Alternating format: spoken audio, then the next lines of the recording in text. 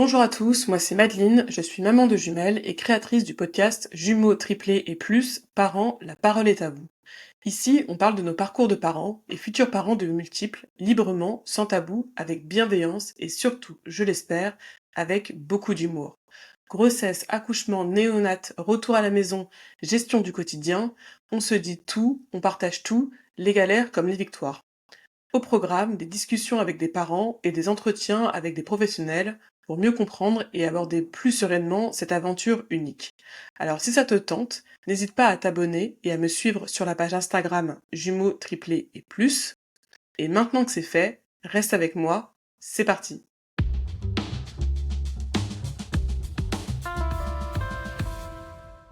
Salut les super parents, je suis ravie de vous retrouver pour un nouvel épisode de Jumeaux, triplés et plus, parents, la parole est à vous. Dans cet épisode numéro 8, je reçois Claire, assistante maternelle, maman de Louis, 4 ans et demi, et Octave et Marceau, ses jumeaux de 2 ans et demi. Avec Claire, on est revenu sur sa grossesse et son quotidien de maman de 3 garçons rapprochés, 21 mois d'écart, rythmé par des hospitalisations, le RGO de ses jumeaux, des difficultés à s'alimenter, des rendez-vous médicaux à n'en plus finir et des nuits extrêmement courtes. L'occasion pour Claire de nous livrer plein de conseils et d'activités pour un quotidien plus serein, des idées que vous pouvez retrouver sur ces 2 très belles pages Instagram, Litchi Plume Perle et Éveil des loulous. Un épisode comme je les aime qui j'espère vous plaira.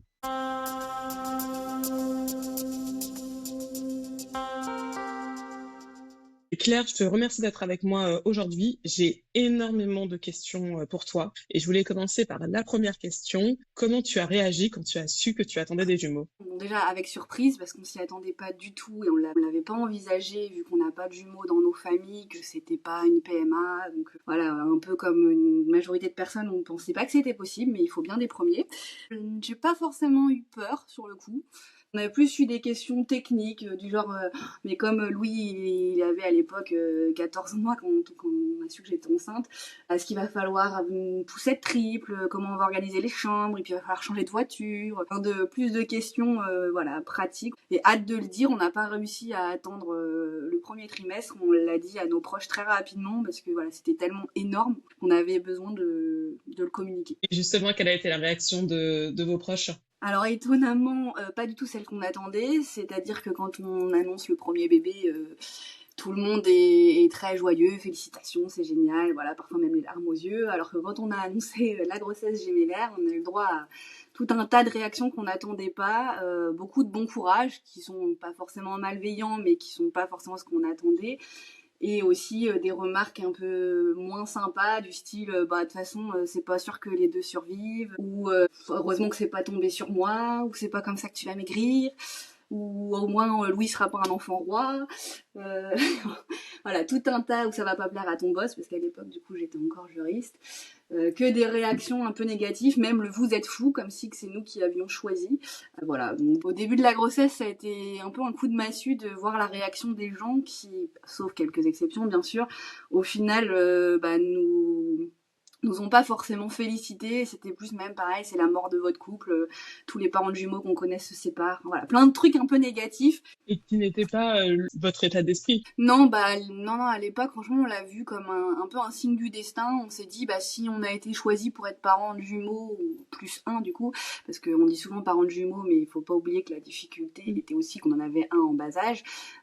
C'est voilà qu'on a été choisi pour, c'est qu'on est capable de le faire. C'est un signe du destin. Moi, je l'ai vu aussi comme le signe que je pouvais enfin me reconvertir, parce que c'est quelque chose que j'avais en tête depuis plusieurs années mais que j'osais pas faire, et le fait de tomber enceinte de jumeaux, je me suis dit bon bah c'est un signe là, c'est pour dire que voilà, je peux lâcher ma carrière de juriste et faire ce qui a vraiment du sens pour moi, m'occuper d'enfants, devenir assistante maternelle. Malheureusement, les réactions négatives, je pense que ça fait partie du lot de parents de multiples. Donc, en tout cas, vous, pas de panique à l'annonce de la grossesse. Un peu de peur quand même, parce qu'il y avait aussi oui, une grande peur par rapport à la prématurité, parce que j'avais voilà un peu la phobie que mes enfants naissent trop prématurément, et on nous prévient très tôt de toute façon que dans le cas d'une grossesse gémellaire, les grossesses sont rarement au terme et qu'il y a des forts risques de prématurité. La preuve, j'ai été très vite alitée, mais globalement c'était plutôt, on l'a plutôt bien pris. Et justement, tu disais que tu as été très vite alitée. Comment ça s'est passé? Comment s'est passée ta grossesse? Alors bon, déjà pour mon aîné, la grossesse avait pas été top avec des vomissements jusqu'au bout. Je bossais avec ma bassine sur le bureau. Donc les jumeaux, bah x2, donc forcément pareil, vomissements à gogo. Je faisais des malaises extrêmement souvent. J'ai fait des malaises en voiture avec perte de connaissance ou un feu rouge. Je me sentais pas bien, je me gare sur le côté et en fait je me réveille, je sais pas combien de temps après.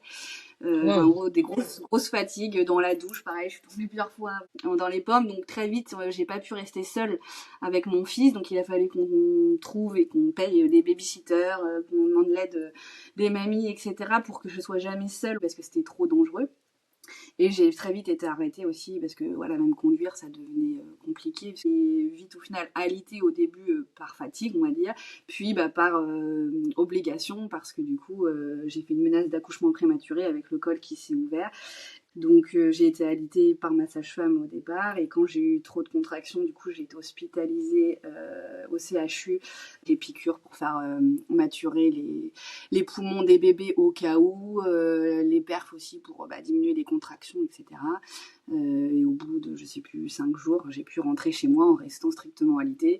Et comme je te le disais tout à l'heure, j'avais très peur de de la prématurité. Donc au final, j'ai bien respecté. Je mangeais dans le lit, je me levais juste pour aller chercher ma gamelle. Je me levais pour aller faire les petits soins de toilette et voilà. Mais sinon, je restais dans mon lit pour les laisser au chaud le plus longtemps possible. Et j'avais une sage-femme qui passait 2 fois par semaine pour vérifier un peu tout. T'as été alitée à partir de quand? Alors j'ai été alitée, on va dire non officiellement, je crois que c'était vers 27-28 semaines aménorrhées par ma sage-femme.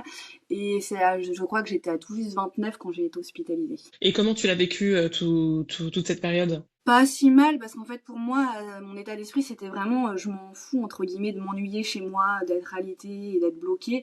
Le plus important pour moi c'était vraiment que ma grossesse aille au plus loin possible. Mon objectif c'était 38. Je voulais pas, je refusais d'accoucher avant, enfin ou 37 on va dire, mais bon, j'y ai presque réussi.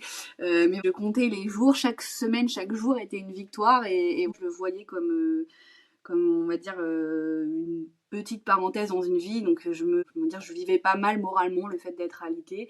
Ce qui était plus dur, c'était de pas pouvoir porter mon grand, de devoir déléguer pas mal de choses par rapport à mon grand. Donc on a réorganisé plein de choses. On a mis la chaise de haute pour manger dans ma chambre, y jouer sur mon lit. Enfin, c'est vrai que c'était difficile et que j'ai un peu culpabilisé par rapport à mon grand, mais moralement, globalement, je l'ai pas mal vécu comme on peut entendre parfois. Et tu disais que tu es allée jusqu'à 36 semaines? Oui, oui, c'est ça. Du coup, j'ai accouché à 36 semaines, donc globalement, c'était déjà une bonne victoire.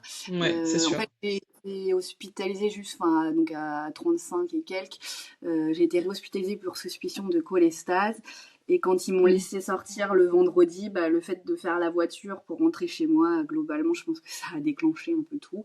Et le soir même, j'ai perdu les os chez moi. Et je crois que c'était 6 heures après, les petits bouts étaient là. Alors justement, tu nous racontes parce que tout à l'heure, tu as dit que ton accouchement, c'était un accouchement de rêve. De rêve, faut pas exagérer, hein, parce que c'est pas non plus une partie de plaisir, mais globalement, que ce soit pour mon aîné ou pour les jumeaux, j'ai pas à me plaindre sur mes accouchements, parce que j'ai perdu les os chez moi, donc au moins on se pose pas la question de savoir est-ce que combien de temps faut attendre, est-ce que je dois y aller ou pas. Quand on perd les os, on y va. Après arriver là-bas, justement le seul X, c'est qu'on te dit faut attendre, ça va pas être pour tout de suite, alors qu'en fait moi à chaque fois c'était plutôt très rapide et j'étais vite ouvert à 5-6 avec des contractions fortes, donc on m'a fait attendre alors qu'au final j'aurais pu avoir la péridurale bien avant, donc j'ai un peu souffert pour rien au début, mais globalement ça a quand même été rapide.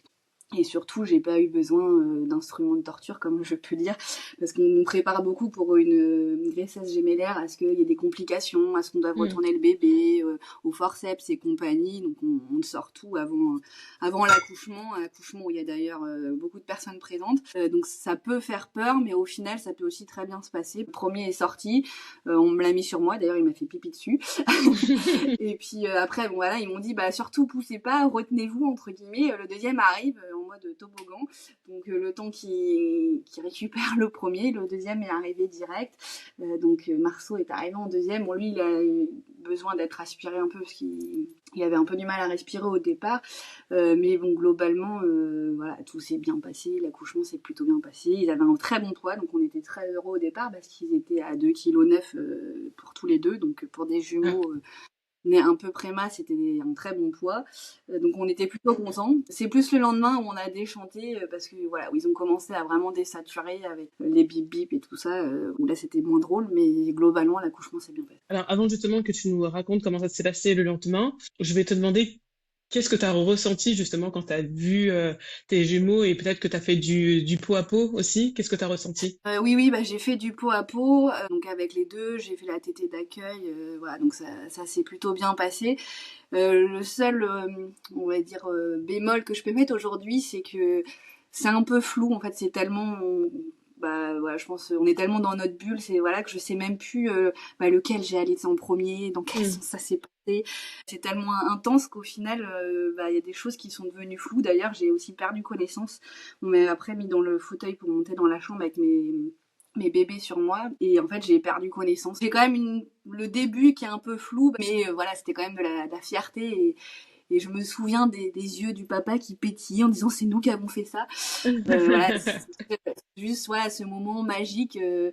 Voilà. Je te comprends, je pense qu'on est beaucoup à passer par là, de pas, enfin, de se rendre compte qu'on n'a pas suffisamment conscientisé. Appel au papa de prendre des photos, peut-être des vidéos pour pouvoir se replonger dans ces moments-là. Nous, on a une sage-femme qui a été très gentille, qui a proposé de prendre des photos. Donc, je la remercie parce que c'est vrai que comme on oublie vite, comme je disais, bah, au final, ça permet de garder des souvenirs des premiers instants, quoi. Ouais, non, c'est clair. Moi, justement, c'est un regret parce que j'ai pas de photos, j'ai très, très, très peu de souvenirs. Donc, et bon, peut-être que ça sera pour le prochain, qui sait. Pour la prochaine grossesse. C'est ça. On fera mieux Pas pour sur ce moi, hein, pour point-là. toi. Je prends. Et après, donc, du coup, tu disais que dès le lendemain, il y a eu des complications. Oui, alors en fait, bah, le papa était parti chercher le grand pour présenter les petits frères. Et ouais, je dirais 10 minutes avant qu'il arrive, c'est Marceau, je crois, le premier, qui est vraiment bah, désaturé. Donc ils sont venus avec toutes les machines et tout pour le refaire respirer. Donc c'est assez impressionnant, surtout la première fois. Et en fait, j'ai ce souvenir de me dire Louis arrive, faut que je fasse comme si de rien n'était. Et Hmm. même bah, au final, le papa, quand il est arrivé avec Louis, ils ont rien capté en fait. Ils voulaient pas gâcher ce moment des premières rencontres. Mais en 10 minutes avant, c'était le chaos avec mon bébé qui respirait plus. Bon, au final, ils ont vite réagi. C'est l'intérêt du fait qu'ils étaient scopés, donc ils surveillaient tout. Ils ont vite réagi et il n'y a pas eu de souci. Mais c'est vrai que c'est toujours impressionnant quand ton bébé arrête de respirer et que ça sonne de partout. Après, on a vite compris que c'était sûrement lié au reflux, parce qu'on a déjà un terrain familial. Hein, notre grand avait aussi fait beaucoup de reflux avec 2 ou 3 œsophagites, donc Inexium. Malheureusement, on s'est dit ça, on va pas tomber 3 fois sur des bébés reflux, mais si, du coup on a eu 3 bébés reflux. Donc avec du Gaviscon, au final, dès J2 je crois, ou peut-être J3, pour justement atténuer ce reflux qui en fait bah, les empêchait de respirer bah, très tôt. Et je reviens sur ce que tu disais, quand tu parlais des différentes machines qui ont bipé. Donc du coup, je comprends que suite à ton accouchement, les bébés ne sont pas restés en chambre avec toi. Alors si, c'est ce qu'on appelle l'unité kangourou. C'est un intermédiaire, on va dire, à une chambre classique et la néonate. En fait, on est surveillé comme en néonate, donc ils sont scopés avec des patchs et tout qui sont collés à eux pour mesurer leur rythme cardiaque et compagnie. Après, je suis pas médecin, donc voilà, je vous dis avec mes mots. Et par contre, ils sont quand même dans notre chambre, donc ça, franchement, c'était top parce qu'on était dans une grande chambre avec nos bébés à côté, même si c'est anxiogène parce que du coup on entend les machines qui bipent tout le temps, mais au moins on était avec nos bébés dès le début, voilà. J'avais une question du coup, la rencontre justement entre Louis et ses frères, comment ça s'est passé? Ah, c'était magique et là pour le coup j'ai donc la maman de mon conjoint qui a filmé ou pris des photos et les revoir aujourd'hui c'est encore top et on en a la larme aux yeux parce que lui il était mais excité comme si c'était son anniversaire, je peux dire même plus. Il criait, il avait des petits cris de joie à vouloir les toucher. Enfin, et c'est vrai que ça, c'était vraiment, on pouvait pas espérer mieux. Vraiment, c'était comme dans un film. Et on a cette chance parce que forcément aussi, quand j'ai appris que j'étais enceinte de jumeaux, j'ai eu très peur pour mon aîné en me disant il va être à l'écart. Surtout quand j'ai su que c'était 2 garçons. Parce qu'au départ, je me disais si c'est garçon-fille, bah, il y aura un garçon avec le grand. Ce sera moins 2 contre 1. Et au final, 3 garçons, j'avais très peur de faire 2 contre 1, enfin qu'il y ait un clan. Et au final qu'il soit jaloux, enfin voilà, qu'il accepte mal ses petits frères et en fait il les a toujours bien acceptés Et le fait qu'ils soient très petits quand ils sont nés, en fait, même aujourd'hui, on a l'impression que pour lui, ils ont toujours été là. Mm. Donc, il se souvient pas vraiment avoir été seul. Donc, je pense que ça, même si c'est compliqué d'avoir des enfants rapprochés, l'avantage, c'est ça. Et il a jamais été jaloux et ils s'entendent plutôt bien. Et au final, ma crainte qui était qu'ils s'entendent mal entre eux trois, bah, en fait, était pas justifiée. C'était plus entre les jumeaux. Et ça, pour le coup, je m'y étais pas préparée. Je m'y attendais pas du tout parce qu'on parle beaucoup du lien des jumeaux qui sont fusionnels, blablabla. Mais en fait, on n'insiste pas assez. Et en tout cas, moi, j'étais pas préparée. Je m'y attendais pas à ce que les jumeaux puissent être très conflictuels entre eux, qu'il y ait justement de la jalousie entre eux, qui se battent pour les mêmes jouets, pour avoir des câlins en même temps, que c'est vraiment comme chat et chien. Et justement, est-ce que toi, t'avais préparé ton grand, donc Louis, à l'arrivée des jumeaux? Oui, bah, moi je fonctionne beaucoup par les livres, j'adore les livres pour enfants, j'en ai une bonne collection d'ailleurs, et notamment pour faire passer des messages, et donc j'ai lu pas mal de livres sur le fait déjà que maman était enceinte, un livre c'était Il y a une maison dans ma maman, enfin voilà, je vais avoir un petit frère ou une petite sœur, donc voilà, mais ce qui au début était plus compliqué c'était de trouver un livre, ma maman va avoir 2 bébés, Ouais. parce que c'est beaucoup un petit frère ou une petite sœur, et j'ai beaucoup aimé les livres Tom et Lou. Franchement, c'est bien parce que c'est un petit garçon qui a 2 petits frères un frère et une sœur jumeaux. Et voilà, on voit quand elle est enceinte, il y en a plusieurs. Et ça, du coup, je lui ai beaucoup lu ces livres-là pour le préparer. Et globalement, je pense qu'il l'a compris très tôt. Je pense même qu'il a su que j'étais enceinte avant moi, que lui qui était pas très câlin, il est devenu très câlin. Après, il a quand même peut-être intériorisé, j'ajoute juste un petit bémol, qui nous a fait beaucoup de spasmes du sanglot, notamment pendant la grossesse. Donc peut-être qu'effectivement, il n'arrivait pas à gérer bien toutes ses émotions et c'était sûrement peut-être aussi lié à la grossesse. Il en a fait aussi après la grossesse, mais on a eu beaucoup de pertes de connaissances donc suite à des grosses colères. Il est très, très hypersensible, donc ça se matérialisait par des pertes de connaissances, des spasmes du sanglot, je sais pas si tu connais, mais du coup, on en a eu beaucoup pendant la grossesse, donc effectivement, ça l'a peut-être quand même perturbé. Tu nous en parles un peu plus justement des spasmes du sanglot? Bon, en fait, c'est pas, y a rien de grave, hein. C'est l'enfant qui a du mal à gérer ses émotions. Donc, en général, c'est plus une grosse colère, une grosse frustration, des pleurs. C'est pour ça qu'on dit sanglots d'ailleurs. Où du coup, l'enfant arrive pas à gérer ses émotions et en fait, le corps lâche, on va dire. Arrête de respirer un moment et l'enfant devient tout violet, il perd connaissance. Donc, moi, la première fois que Louis m'a fait ça, il avait je crois 18 mois, donc même moins je crois 16. Et j'étais enceinte donc des jumeaux. J'ai cru qu'il était mort, enfin j'ai hurlé, j'ai perdu toutes mes capacités. Au final il n'y a rien de grave, il n'y a pas de séquelles, mais c'est très très impressionnant. Il suffit voilà quand on peut le prévenir, parce qu'après une fois qu'on est au courant, d'essayer de le prendre dans les bras dès qu'on voit que ça commence à pas aller, pour éviter qu'il tombe, parce que c'est surtout la chute qui peut être dangereuse s'il tombe sur un truc pointu ou sur voilà des cailloux, enfin j'en sais rien, et le rassurer. Et souvent quand il se réveille, il sait même plus pourquoi. Qu'est-ce qui s'est passé? Moi la première fois, c'est parce que j'avais repris un stylo qui m'avait volé entre guillemets. Donc enfin voilà, rien de grave, mais il était pas content que je reprenne le stylo. Donc pour dire que ça peut partir de rien. Et d'ailleurs, un peu plus tard, il nous en a même fait pour une fois, il explosait de joie et a rigolé tellement que boum, il est tombé, il jouait dans le jardin avec son oncle et il est tombé dans l'herbe, voilà, avec perte de connaissance. Et là, c'était, bon, alors c'est très rare, du coup, on en parle beaucoup moins, mais là, c'était trop de joie. Merci de nous sensibiliser sur le sujet. Parce qu'il paraît qu'il y en a plus qu'on pense en plus. Oui, Ça je arrive pas. pense. Ouais. Bah, en fait, comme beaucoup de choses au final. C'est surtout quand on connaît qu'après on en entend beaucoup parler. Comment ça s'est passé le retour à la maison? Est-ce que vous aviez pensé à une organisation que vous avez pu dérouler? Alors on avait fait une organisation, d'ailleurs je crois que c'est la veille de la sortie, j'avais laissé pendant 2 heures mes bébés aux sages-femmes ou au CHU pour organiser la chambre des bébés, tout ça, parce que je voulais que tout soit prêt quand on arrivait et que le papa savait pas trop bien tout, comment il voulait que je mette, vu que j'avais pas eu le temps de tout finaliser avant d'aller au CHU. Donc quand on est arrivé, globalement tout s'est bien passé, on a fait l'organisation qu'on avait prévue. Là, pour la première nuit, on avait demandé à mes parents de garder Louis pour le temps de se prendre nos marques. Et puis après, bon, dès le lendemain, on l'a récupéré. Au départ, c'est surtout le papa qui gérait le grand et moi qui gérais les petits. J'ai fait jusqu'à 3 ou 4 mois toutes les nuits, vu que j'allaitais et puis qu'il y avait aussi le grand à gérer. Donc on s'est répartis comme ça au départ. jusqu'à en fait ce qu'ils soient hospitalisés quand ils avaient, je crois que c'était 3 mois et demi, je sais même plus, comme quoi on oublie vite, parce que, enfin voilà, parce qu'ils avaient des problèmes d'alimentation. Mais au final, voilà, au départ, je faisais les nuits, je gérais principalement les bébés et j'essayais d'avoir de temps en temps des moments rien qu'avec lui où du coup je filais le relais au papa, où j'allais me prendre faire une balade, où j'allais jouer, faire des activités, des bacs sensoriels, parce que Louis était très fan de ça, pendant 1 ou 2 heures, pour aussi avoir des temps privilégiés qu'avec lui. Mm.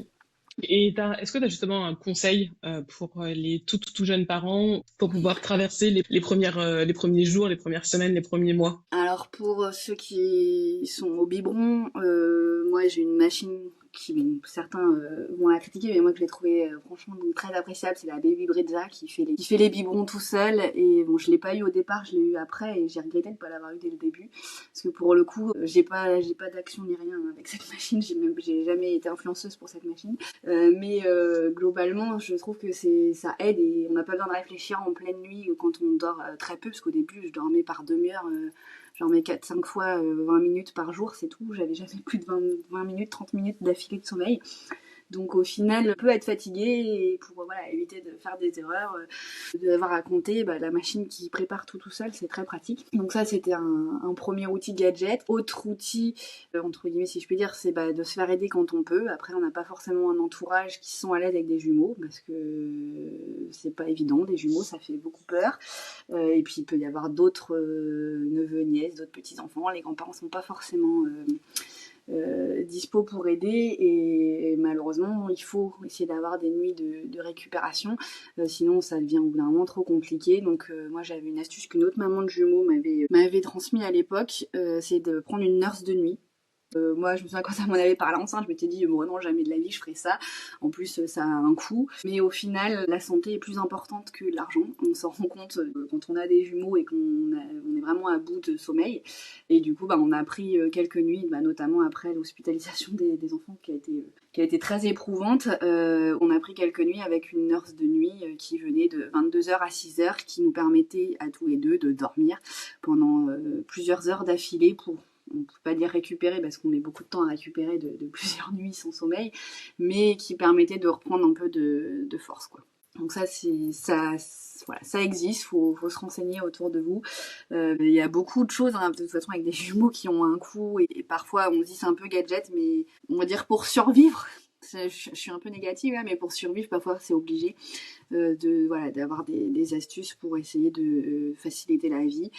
Après, il y a la fameuse astuce que tout le monde en dit quand on a un bébé, c'est dormir quand bébé dort, de pas trop formaliser sur le ménage et compagnie. Oui, c'est vrai, surtout quand on a déjà un ou plusieurs enfants avant, c'est pas forcément toujours faisable. Il faut quand même préparer à manger. Voilà, autre astuce qu'on entend beaucoup, c'est quand on est enceinte, essayer de préparer des plats congelés d'avance pour avoir le moins de temps possible à passer sur les tâches ménagères, pour essayer de se reposer et de se focaliser au départ, comme on dit, le mois d'or sur ses bébés, et de se remettre aussi physiquement de l'accouchement et des premières nuits qui peuvent être compliquées. Ça peut durer longtemps d'ailleurs.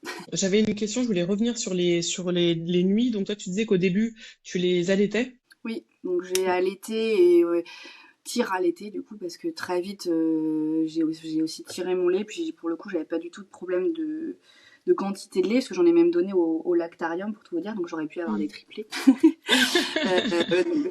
J'avais pas de problème par rapport à ça, mais le souci c'est plus lié à leur reflux. On me demandait d'épaissir mon lait. Donc parfois je faisais des vrais tétés, et sinon la plupart du temps c'était en biberon. Enfin je tirais, je mettais dans le biberon avec le Gumilk, enfin la poudre pour épaissir le lait.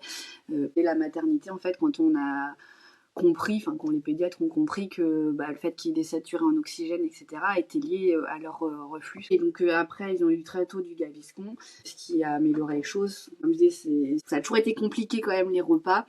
Donc c'est pour ça que vers 3-4 mois, ils ont même été hospitalisés parce qu'ils refusaient complètement de boire, de manger. Donc ça a été un combat, et même encore aujourd'hui, parfois c'est compliqué de les faire manger. Donc on enviait les mamans qui arrivaient à donner à manger à leurs 2 bébés en même temps, qui avaient des petits bébés gloutons, parce que nous, en fait, on devait faire un par un. Donc c'est aussi pour ça qu'on a respecté à fond le rythme des jumeaux et qu'on faisait pas les deux en même temps, qu'on les réveillait pas, enfin qu'on réveillait pas un pour que les deux mangent en même temps, etc. On les laissait chacun avoir leur rythme parce que de toute façon, on ne pouvait pas leur donner à manger s'ils l'avaient pas décidé. Donc il fallait attendre que eux le décident, sinon ils mangeaient rien. Enfin, ils voulaient pas du tout boire. Et donc on a été obligés de bien respecter ça, et on les gardait après à la verticale pendant 1 heure à chaque fois. Donc c'est pareil, on enviait les bébés qui n'avaient pas de reflux et où on pouvait donner à boire et boum, le reposer dans le lit et se rendormir. Nous, on devait le garder sur nous pendant au moins une demi-heure, voire 1 heure, pour éviter qu'il se noie dans son vomi, si je puis dire, à cause des reflux, quoi. Chacun en gérait un. Au tout départ, non, je trouve jusqu'à leurs 3 mois, c'était principalement moi. Alors par moment, forcément, je donnais notamment pour la digestion au papa, mais en fait, il était dans une période où le travail, il avait beaucoup de travail, et du coup, plusieurs fois, il s'est endormi avec le bébé, et c'est arrivé à ce que je reprenne le bébé, il s'en rendait même pas compte, il se réveillait une demi-heure après, genre, il est où le bébé? Enfin, voilà, du coup, il n'arrivait pas à gérer au départ. Déjà, la charge de gérer Louis, de l'emmener à la crèche, de s'occuper de Louis et de donner le bain à Louis. Voilà, donc de s'occuper aussi plus de la maison, des courses et tout ça. Mais donc il m'aidait de cette façon-là, mais au départ c'était vraiment les premiers mois juste principalement moi qui m'occupais des jumeaux. Oui, c'est vrai que il ne faut pas oublier Louis, que il y a peut-être des jumeaux, mais il faut aussi s'occuper du grand. Et que ça aussi, ça demande beaucoup d'énergie. C'est ça, parce qu'on nous dit beaucoup, les jumeaux c'est dur, mais en effet, on en bave, hein, mais on en bave aussi parce qu'ils sont 3 en fait, et que notre aîné était encore un bébé. Ouais. Il avait même pas 2 ans quand ils sont nés, donc il avait besoin de beaucoup d'attention aussi. Et voilà, donc on pouvait pas avoir un bébé chacun, comme on le dit parfois pour rigoler, on est en infériorité numérique encore aujourd'hui. Hein. On a 3 qui veulent des câlins, on n'est que 2, donc on fait comme on peut. Et par rapport à l'organisation dont tu parlais tout à l'heure, on n'a pas arrêté de réadapter l'organisation, c'est-à-dire qu'au début, les premiers mois, c'était dans notre chambre.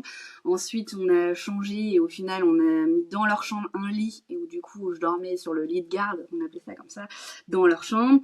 Ensuite, on a décalé, j'ai mis dans la chambre d'à côté, et on a essayé. Après, on les a séparés parce qu'on s'est rendu compte qu'ils se réveillaient, donc ils avaient chacun leur chambre, avec toujours un qui était de garde, parce que du coup, passé 3-4 mois, le papa a commencé à faire des gardes le week-end, donc j'avais une nuit de récupératrice le week-end. Puis voilà, après tout a évolué, maintenant on fait 1 jour sur 2. Mais voilà, donc on réadapte, et maintenant ils redorment de nouveau ensemble parce qu'ils veulent plus être séparés. Donc on adapte constamment, et nos amis, nos proches rigolent souvent en disant « Ah, vous avez encore changé les chambres !» On essaye de trouver les astuces pour que ce soit le plus simple possible et que le manque de sommeil soit impactant possible, on va dire, sur la fratrie et sur l'autre parent, quoi. Les plus petits, ils ont maintenant 2 ans, même un peu plus. Là, ouais, ils ont eu 2 ans en avril. Oh, waouh, super. Et Louis, 4 ans. Est-ce que tu te rends compte déjà de tout le chemin que vous avez parcouru? Oui, c'est à la fois passé très vite et à la fois lentement, parce qu'en fait, on n'a pas arrêté de se dire ça ira mieux quand ils auront tel âge, ça ira mieux quand ils dormiront, ça ira mieux quand ils communiqueront. Que du coup, en fait, parfois ça nous semblait long quand est-ce qu'ils vont enfin dormir, et d'ailleurs, on n'a jamais rien d'acquis, parce que là, on pensait que le sommeil était acquis, et au final, ils n'ont pas arrêté d'être malades, donc là on a de nouveau des nuits très très très compliquées. Donc au final, voilà, il y a jamais rien d'acquis, et je pense que d'ailleurs c'était une erreur de notre part de se dire d'attendre, on va dire qu'ils grandissent, et de dire ça va être mieux. Il faut profiter aussi de l'instant présent et accepter que de toute façon à chaque âge il y a des galères. Et comme m'avait dit une sage-femme qui avait aussi des jumeaux, à chaque âge c'est une phase, chaque étape est une étape, mais elle passe, faut s'accrocher et puis s'adapter comme on peut. Être organisé, c'est pareil, ça faisait rire les gens, mais nous, comme ils ont été beaucoup malades, on a fait pas mal de lavage de nez. En fait, on remplissait les pipettes de lavage de nez à chaque fois, donc elles étaient déjà prêtes à l'emploi, ils avaient 4 pipettes chacun déjà prêtes, et puis on tournait, enfin voilà, on préparait les repas avant, c'est toujours tout prévoir à l'avance. J'avais même fait des tableaux avec les médicaments, parce que normalement ils avaient tellement de médicaments. On avait une application aussi qui permettait de marquer qui a bu quoi, vu qu'en plus eux c'était pas mal contrôlé, pour éviter de donner 2 fois, parce que c'est pareil, à 5 mois et quelques, on avait toujours l'application pour noter. Des proches rigolaient en disant c'est bon, c'est à la maternité qu'on note les biberons, on le note plus après et tout ça. Mais si, c'est important, enfin nous ça nous aidait, parce que par exemple une fois j'ai donné du Doliprane à un des jumeaux qui avait de la fièvre. Le papa il n'avait pas vu que je l'avais donné, il en a donné 2 fois. Donc au moins le fait de noter, je me souviens plus l'appli qu'on avait, mais il y a plein d'applis super pour ça, qui se partagent sur les téléphones, donc on sait en temps réel ce que l'autre a fait, pour éviter justement ce doublon. Ça peut paraître bête comme ça, mais quand on est fatigué, parfois on oublie, on sait plus à qui je l'ai donné, à quelle heure. Oui, c'est essentiel. Enfin, moi, je sais qu'on fonctionnait Un avec cahier. le cahier, WhatsApp. Et ne serait-je, je me souviens, tu vois, là, en t'écoutant, par exemple, les nuits, quand il y en a un qui se levait pour donner un biberon à l'une des filles, on mettait un message WhatsApp pour dire, bon, bah voilà, je viens déjà de donner le biberon à une telle, pour pas que quand l'autre se réveille, qu'on se trompe. Donc, tu disais que toi, les jumeaux, ils ont été hospitalisés à 3-4 mois, c'est ça?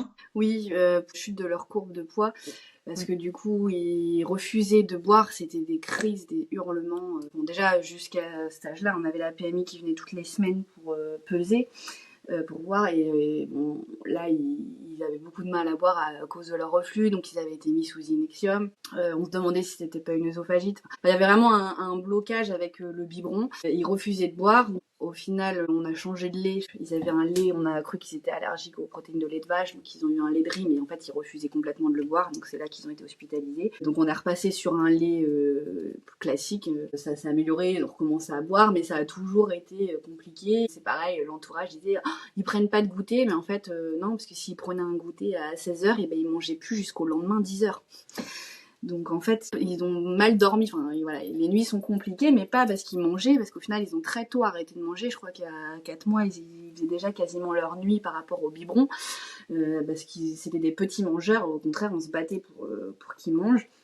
Et ça nous arrivait même de les réveiller quand ils étaient tout petits. On nous avait demandé de les réveiller pour les nourrir. Du coup, ils voulaient pas manger. Donc voilà, du coup, ça a été assez compliqué. On nous avait dit que ça s'arrangerait quand ils passeraient au solide. Oui et non, parce qu'au final, ça a toujours été un peu une bataille de manger. Donc il fallait toujours prévoir. Donc la DME a pas mal aidé, le fait qu'ils mangent tout seuls.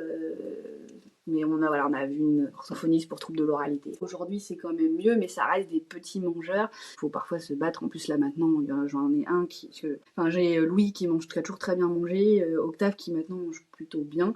Mais c'est plus Marceau qui, je pense, fait un peu de néophobie alimentaire et qui, du coup, a plus de mal de manger tout. Mais bon, c'est quand même beaucoup mieux. Quand on dit un bébé ne se laisse pas mourir de faim, dans tous les cas, il mangera. Non, c'est faux, parce que nous, on devait les forcer à manger, sinon ils pouvaient être 24 heures sans réclamer. Et justement, je suppose que qu'ils ont eu un suivi médical. Alors, en plus, il y a autre chose aussi, c'est que Octave, en fait, est né avec un torticolis congénital, donc vraiment la tête de travers, hein, ça se voyait, et la tête un peu déformée aussi, du fait d'avoir été très tôt coincé dans le col.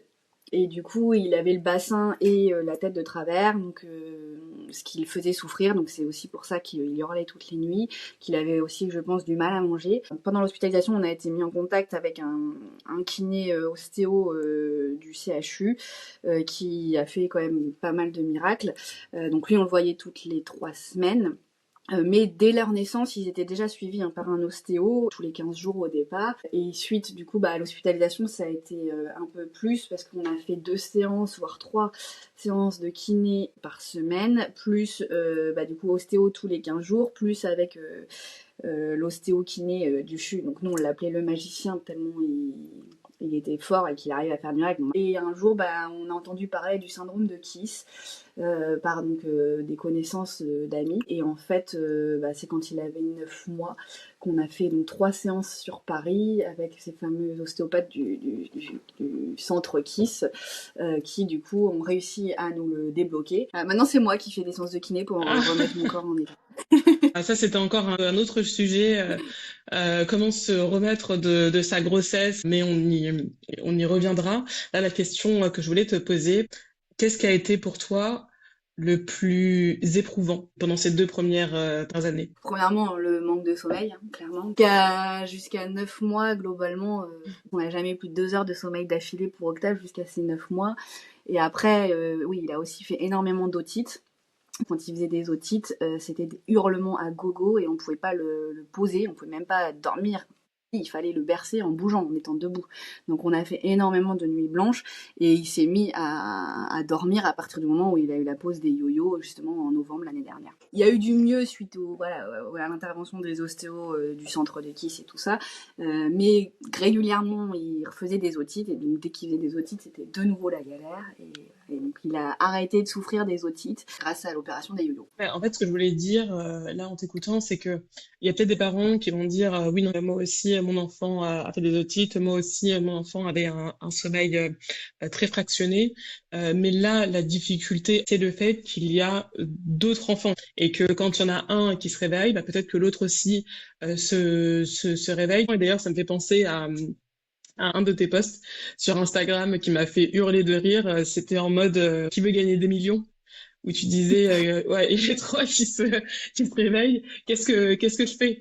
Et je me suis tellement reconnue là-dedans où quand les deux se réveillent ou quand il y en a une qui se réveille, tu dis bon allez, j'attends et je prie pour pas que l'autre se réveille ou j'y vais tout de suite pour éviter que l'autre se réveille. J'ai trouvé que c'était excellent le post parce que c'est vraiment ça en fait la réalité d'être parent de jumeaux. Bah c'est ça, c'est ce qu'on dit même encore maintenant. En fait, la chance qu'on a, c'est comme ils sont trois, ils s'alternent et c'est-à-dire que parfois on va avoir un qui va faire une nuit mais pourrie alors que les deux autres ont bien dormi et la nuit d'après il va bien dormir. Donc il sait faire ses nuits. Mais c'est l'autre qui va du coup nous faire la misère, ce qui fait qu'au final on en avait toujours un pour nous empêcher de dormir et voilà, c'était la joie d'en avoir trois en bas âge qui s'alternent. Et je te remercie d'en parler parce que je pense que quand on est parent, enfin quand on sait qu'on attend des multiples, on organise le matériel dont on a besoin. Mais ce qui est beaucoup plus difficile à préparer, c'est la gestion du quotidien. Tant que tu n'es pas confronté à ça, c'est vraiment très difficile de se rendre compte du niveau de fatigue que l'on peut atteindre. C'est ça, et la fatigue, ça joue, comme on le dit déjà physiquement, parce qu'on va se blesser plus facilement parce qu'on est fatigué. Ça joue aussi sur le moral et sur le fait que parfois quelque chose qui peut paraître simple quand on est reposé et quand on va bien peut en fait devenir, on va dire, compliqué quand on a passé que 2 heures par nuit et qu'il faut emmener les trois chez le médecin et donc prévoir 1 heure à l'avance le temps que tout le monde ait mangé, que tout le monde soit habillé, tout le monde soit changé, de les mettre un par un dans le siège auto, de charger la poussette, de reprendre les cosy, de machin, de trouver une place pour mettre la super grosse voiture, d'y aller, de machin, d'arriver à l'heure au rendez-vous. En fait, quelqu'un va dire c'est bon, c'est rien, t'avais juste un rendez-vous chez le kiné. Ouais, mais en fait le rendez-vous chez le kiné, il a fallu que je le prévoie 2 heures à l'avance et au final, ça m'a pris 3 heures de mon temps et donc non, je n'ai pas rien glandé de l'après-midi. Le manque de sommeil est très peu compris en général par l'entourage parce que souvent, les parents, ils ont parfois les 3 premiers mois des nuits compliquées, mais ils oublient. La preuve, pendant un des mois, j'avais oublié à quel point j'avais morflé pour les premières nuits avec lui, qui était aussi RGO, donc pourtant ça a été quand même compliqué.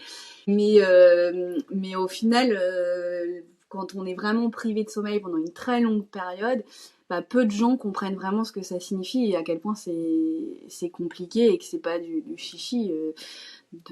Ils le perçoivent un tout petit peu quand tu leur laisses les enfants. Là, ils se rendent compte de la logistique que c'est, du niveau d'attention, pour savoir où est-ce qu'ils sont, qu'est-ce qu'ils font. Et pour revenir sur les rendez-vous médicaux, parce que ça, personne n'y coupe. Arriver chez le pédiatre à l'heure, c'est déjà un exploit.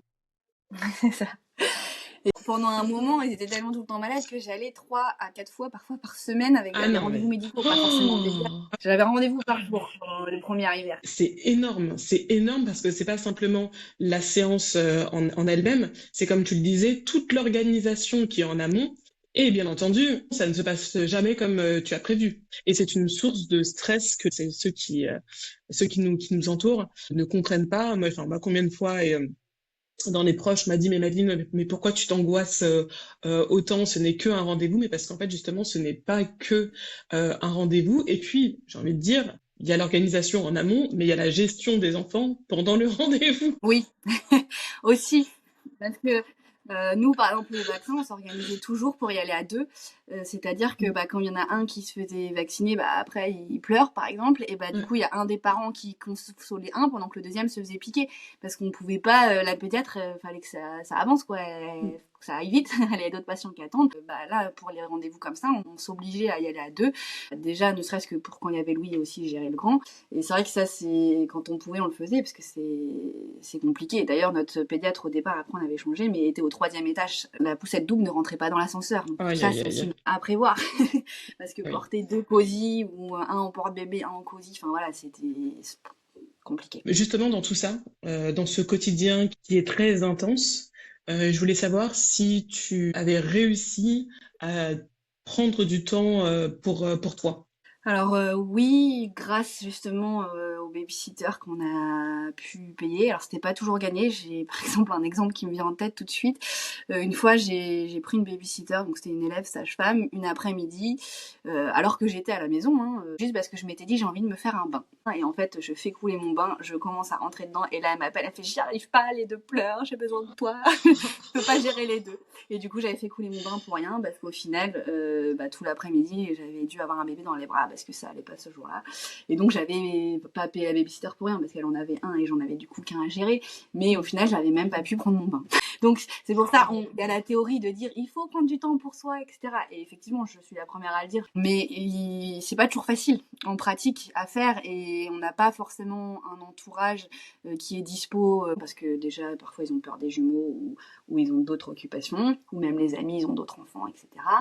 Donc au final on est obligé de payer de l'aide, mais même en payant de l'aide, et parfois c'est pas si facile que ça parce que les enfants ont besoin aussi de leurs parents et parfois c'est plus compliqué que ça en a l'air de pouvoir avoir du temps pour soi parce que aussi par moments on préfère dormir que parfois c'était pour faire une sieste. Je me dis tant pis, là faut choisir entre faire les courses ou dormir. Voilà, je dors, tant pis.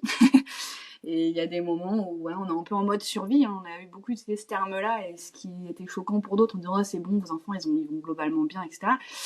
Ouais, mais au final, quand on dort pas, parfois on passe en mode survie. Encore une fois, je te comprends totalement, mais est-ce que quand même tu vois une évolution entre les premiers mois et maintenant qu'ils ont 2 ans? Ah oui, globalement, déjà, les journées sont bien plus faciles à partir du moment où, déjà, je trouve qu'ils commencent à communiquer et à comprendre ce que tu leur dis, même si le vocabulaire est pas très développé. Et je trouve que ça, déjà, c'est une grande aide et ça facilite quand même le quotidien. Eux, ils peuvent aussi se faire comprendre. Après, comme on disait, à chaque âge, il y a des difficultés, mais je pense de base qu'à partir du moment où ils dorment la nuit, donc nous, on a une période là où c'est compliqué en ce moment, mais il y a eu une période où ils dormaient mieux tous les deux, parce que Louis était compliqué à ce moment-là. Enfin bref, toujours à l'alternance.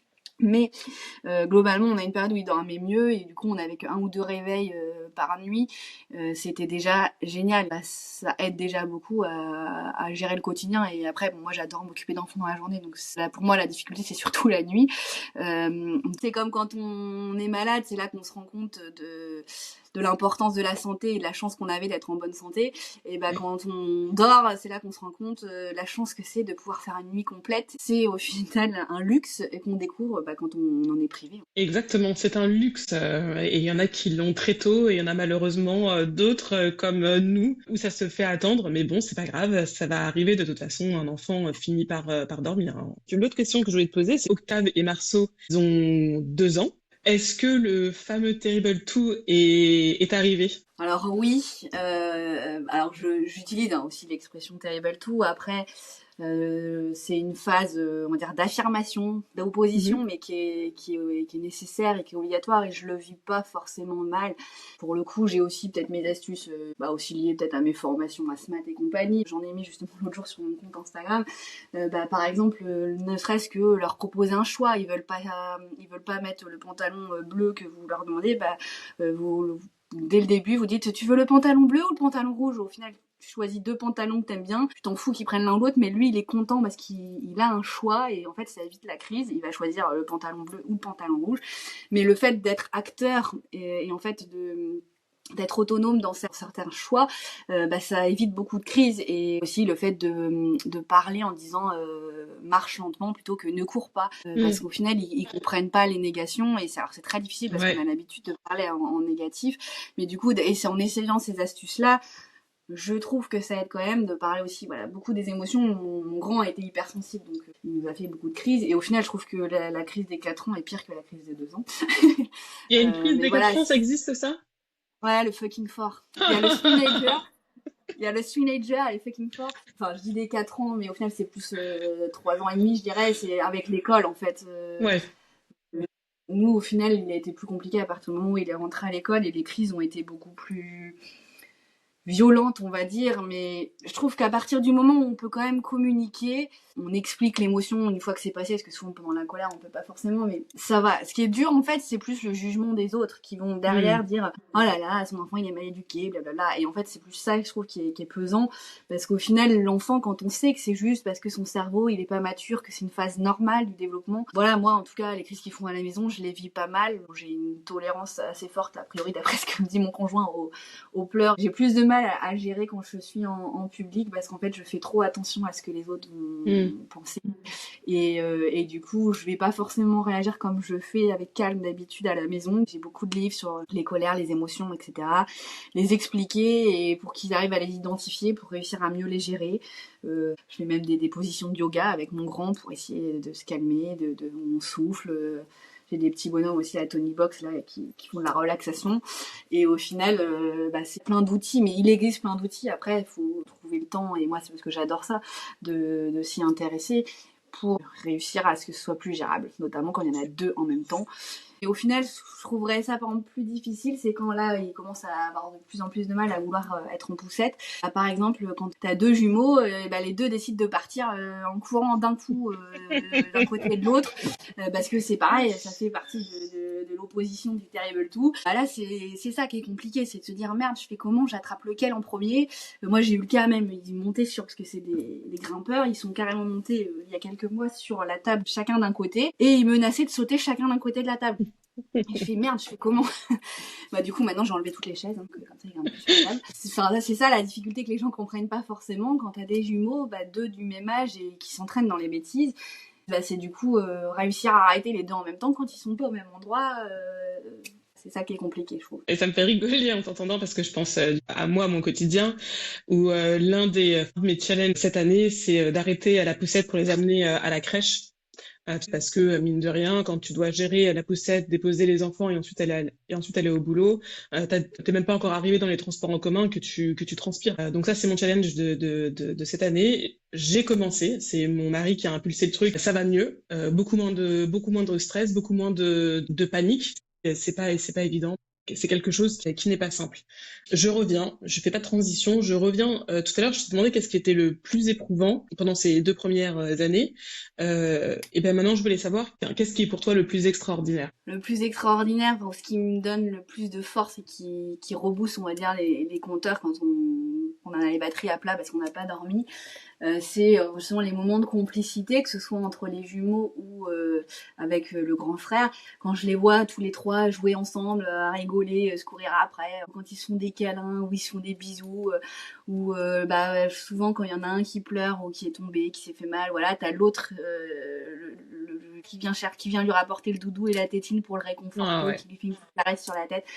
Et ça, voilà, moi c'est ce qui me rebooste. Et mon objectif dans mon éducation, c'est vraiment que les 3 soient unis, et c'est vraiment ce qui m'importe le plus. Et entre guillemets, je pourrais même dire j'ai réussi ma vie si j'ai réussi à ce qu'ils soient proches réellement, parce que c'est vraiment ce qui me tient le plus à cœur. Quand ils viennent me faire des câlins, quand ils disent maman câlin, voilà, qu'ils te font des bisous, qu'ils disent je t'aime. Le fait de voir 2 enfants grandir en même temps, ça a quelque chose quand même de magique, de les voir faire leurs étapes en même temps, quand il y en a un qui a commencé à marcher, et après il donnait la main de l'autre pour essayer de l'aider à marcher. Enfin, c'est vraiment trop... Ça, c'est des moments trop mignons, et pour le coup, là, on se dit, bon, ok, on en bave, mais ça vaut le coup. Et dans 15 ans, on aura oublié un peu les difficultés, et on se souviendra que des bons moments. Et c'est ces moments-là qui font que c'est magique. Je partage, et du coup ça me met aussi le sourire aux lèvres, cette complicité et le fait de les voir tous les deux grandir en même temps. Franchement, c'est magnifique. C'est ça. Mais pour en revenir, je fais juste un petit décroché par rapport à ce qu'on disait avant. Par rapport aux sorties en poussette, là, avant d'avoir des jumeaux, je jugeais les parents qui avaient des enfants en laisse. Et je disais, mais c'est n'importe quoi, c'est pas des animaux, blablabla. Maintenant que j'ai des jumeaux, et que plus un d'ailleurs, qui peuvent voilà, être parfois impulsifs et vouloir aller retrouver le grand-père qu'ils ont vu de l'autre côté de la rue, ou le copain, ou je sais pas qui, et qui du coup ont pas fait attention, n'ont pas forcément toujours conscience du danger. Du coup maintenant je me pose la question, je me dis finalement c'est pas si débile que ça. Pourquoi pas parfois mettre une laisse aux enfants pour éviter qu'ils se barrent. J'ai pas encore passé ce cap-là, mais juste pour dire qu'au final on peut pas juger une situation tant qu'on l'a pas été. Et au final, moi qui étais catégorique, jamais de la vie je ferais ça, aujourd'hui je me dis en fait c'est pas si débile. Donc et ça c'est plus un message pour les parents qui n'ont pas de jumeaux et qui vont dire ils sont nuls, ils devraient faire ci, ils devraient faire ça. Jugez pas tant que vous n'êtes pas dans la situation. Et comme je jugerai pas un parent de triplé, je suis pas dans cette situation là, donc en fait on sait pas les difficultés qu'ils vivent. Et ça je trouve que c'est important de le dire quand même. Voilà, même si on le fait pas forcément, on se dit c'est vrai que ça pourrait être utile. Ouais, parce que parfois exactement. on dit la sécurité c'est plus important que. Oui, exactement, que le regard des autres. C'est ça, voilà, parce que le regard des autres est aussi quelque chose de très dur à vivre, notamment quand on a des jumeaux, parce qu'ils pensent toujours tous qu'ils feront mieux que toi, mais c'est pas parce qu'ils ont gardé 1 heure ou qu'ils ont vu à une réunion de famille 2 heures tes enfants qu'ils savent ce que c'est la réalité. C'est ça. Surtout qu'en général, quand ils les gardent ou quand ils les voient en réunion de famille, ce n'est généralement pas la réalité. Mais bon. C'est ça. On arrive quasiment à la fin, il nous reste encore quelques minutes. Je voulais prendre ces minutes pour parler de toi. Donc moi, je disais que je suivais attentivement ta page Instagram que j'adore. Je voulais que tu nous en parles un peu plus en fait. Qu'est-ce qui t'a motivé à faire cette page Instagram et pourquoi justement nous partager ton quotidien? Merci d'abord de suivre ma page et d'apprécier mon compte. À l'origine, déjà, j'ai toujours bien aimé on va dire les réseaux sociaux en général, mais c'est vrai que ça a pris une importance plus grande quand il y a eu les jumeaux, parce que justement quand j'ai appris que j'avais des jumeaux, un de mes réflexes, ça a été déjà d'acheter plein de livres. Mais dans les livres, on n'a pas vraiment de témoignages. On va te donner des conseils, mais enfin bref, j'arrivais pas trop à m'y retrouver. Donc je suis vite allée voir sur Instagram tous les comptes de mamans de jumeaux. Voilà, pour avoir leur ressenti, pour avoir même parfois leurs conseils. Ça m'a beaucoup aidée. Donc aujourd'hui, au final, je suis contente quand j'ai des parents de jumeaux qui viennent me poser des questions sur mon compte, et si je me dis si je peux aider un peu, si je peux me rendre utile parfois en rassurant, en donnant un conseil qui va aider quelqu'un d'autre, ça me fait du bien, et ça donne du sens, et ça me donne aussi un objectif, parce que quand on garde ses enfants à domicile, c'est vrai qu'on n'a pas par exemple les objectifs qu'on peut avoir aussi en entreprise. Là c'est vrai que je me dis ça permet aussi ça me fait aussi une petite bulle aussi pour m'évader parfois de mon quotidien, et de prendre les choses aussi avec humour. Ça permet d'échanger, parce qu'au final j'ai rencontré plein de super personnes via les réseaux, de s'entraider aussi parfois avec les personnes, même si c'est des amis virtuels, on peut parfois créer aussi des amitiés, et on n'a pas forcément des parents de jumeaux dans son entourage ou proche de chez soi. Parfois on peut avoir une maman de jumeaux qui a un peu la même situation, pareil avec un aîné au-dessus qui par contre habite à l'autre bout de la France, mais au moins avec qui on peut échanger. Ça peut aussi créer on va dire des liens et de l'entraide. Non, vraiment, moi je vous recommande ta page. Tu nous rappelles le nom? Donc c'est Litchi Plume Perle, parce qu'à la base ce compte je l'avais fait plus axé déco et lié à mes animaux, parce que je suis fan d'animaux depuis toute petite, donc j'ai un chien, Plume, un chat, Litchi, et une jument, Perle, et du coup, à l'origine, c'était Litchi Plume Perle, donc L-I-T-C-H-E-E, tiré du bas, Plume, P-L-U-M-E, et tiré du bas, Perle, P-E-R-L-E, donc qui sont à la base le nom de mes 3 animaux. Bon, maintenant, c'est plus 3 animaux, c'est 3 garçons qui occupent beaucoup d'échanger du coup. Ça va être Louis-Octave Marceau, parce que c'est vrai qu'au final, mes pauvres boules de poils, on les voit beaucoup moins mais beaucoup moins dans les posts, c'est vrai. Ouais, non, franchement, allez-y, c'est vraiment les contenus, ils sont vraiment top. Moi, à chaque fois, je rigole quand je vois tes publications, et il y en a une surtout où à chaque fois que je tombe dessus, je suis pliée. elle est dans la vidéo que tu as faite des 2 ans des garçons, qui est d'ailleurs géniale cette vidéo. Et on te voit avec les garçons en porte-bébé devant ta cuisine en train de faire à manger avec l'aspirateur dans l'autre main. Ça, j'adore. J'adore parce que c'est donc je sais pas si c'était la réalité ou si c'était pour la vidéo, mais en tout cas ça reflète le côté parent de multiples, couteau suisse où il faut être partout en même temps, mais quand même dans la joie et la bonne humeur, parce que c'est vrai qu'on galère énormément, mais il y a quand même plein d'instants où on rigole. Donc ça, c'est à chaque fois, c'est quand je tombe dessus, voilà, c'est ça me rebooste, ça fait du bien cette petite vidéo. Bon, bah, c'est gentil, merci. Oui, j'étais contente que mon conjoint capture ce moment-là, parce qu'à l'origine, je passais l'aspirateur avec les deux en porte-bébé. Et en fait, en passant devant ma casserole, je me dis, mince, faut que je mélange. Donc, voilà. Et en fait, il a fait à ce moment-là. Et c'est vrai que je l'ai réutilisée dans plusieurs vidéos, celle-là, parce que je la trouvais effectivement assez parlante. Super. Bah écoute, Claire, je te remercie énormément pour cette discussion, pour ce partage. Et puis, bah, j'ai hâte de faire découvrir ton épisode aux personnes qui nous suivent. Merci beaucoup.